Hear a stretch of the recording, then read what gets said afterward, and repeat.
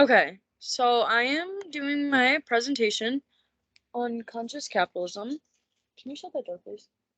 And okay, let's get started. So the definition from the textbook itself is conscious capitalism is defined as an emerging economic system that builds on the foundations of capitalism. So here's a quick video. Welcome to the virtual home of Conscious Capitalism and the Conscious Capitalism community.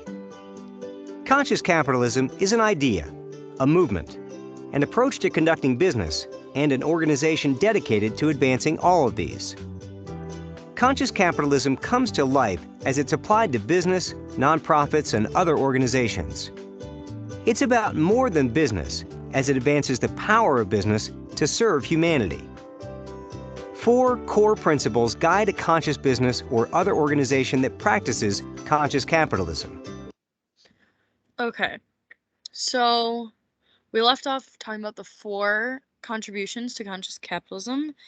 Those are the 4 pillars. So it's purpose, stakeholder, leadership, and culture that all contribute to conscious capitalism. So purpose. Every business has a purpose beyond money. That is the belief system when it comes to conscious capitalism, that when you're creating a compelling purpose, it equals more revenue, more income from, and higher engagement from stakeholders. So there's the people that are investing in the company. And then it also generates and releases organizational energy within the company and creates relationships that are long lasting and strong.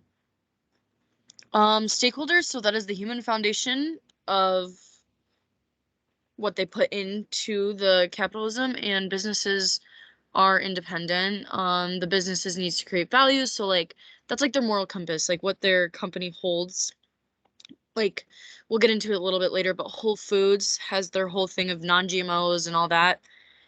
But I'll get into that a little bit later. And stakeholder acts as like a life form in the ecosystem. If you're thinking of conscious capitalism as an ecosystem, they're the ones that really hold everything together.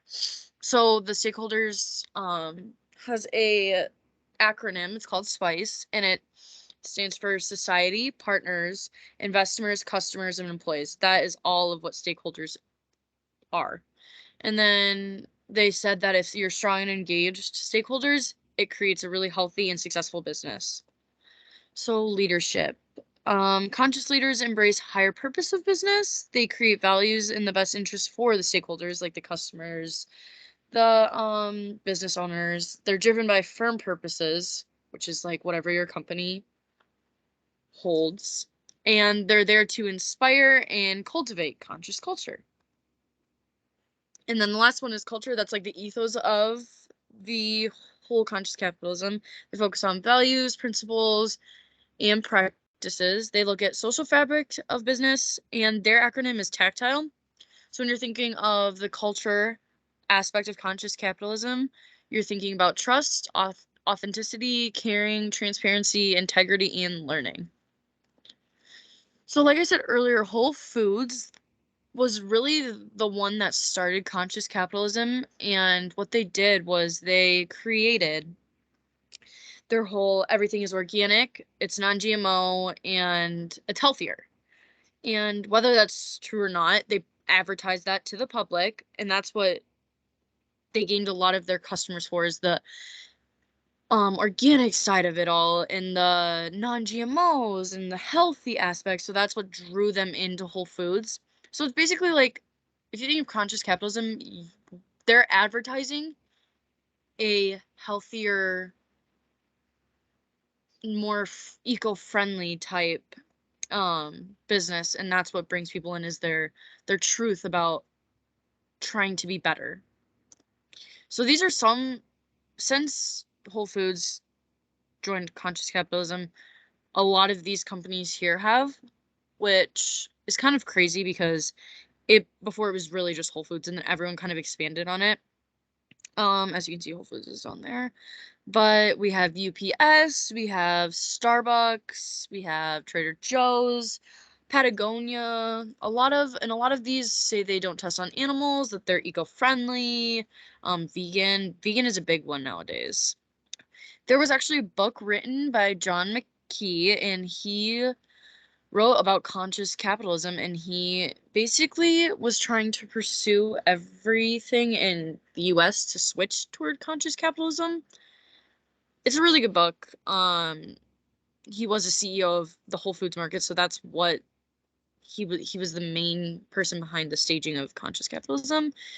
And here's a quote by him. He said, "We need a richer and more ethically compelling narrative to demonstrate to a skeptical world the truth, beauty, goodness, and heroism of free enterprise capitalism." So some fun facts. Gen Z and millennials are appealed the most when it comes to conscious capitalism and campaigning for that. When conscious capitalism talks about their side of things, it's always morals over the quality of the product. So, like for example, a lot of eco tools are they're sold at Target, they're a brand at Target, and just recording. They're a brand at Target, and they talk about how their stuff is eco-friendly, vegan, doesn't test on animals, and their morals are what draw people in over the quality of the product. Like the quality product could be crappy, but they're drawn to the moral side of it. So stores that use conscious capitalism are usually vegan, non-GMO, anti-animal testing, anti-animal cruelty, environmentally friendly most of the time. And then Audi actually just recently changed to vegan seats, and that was in I think 2019 or 20. And ever since they switched to the vegan seats, the sales rose, which is kind of crazy to think about. So, in conclusion, capitalism or conscious capitalism is what they put out to the public of the moral side. It's showing that they care more about what they do for the product than the end result for what people get the product for, if that makes sense. And yeah, that is it for my project. I'm just gonna get out of that. Okay. What?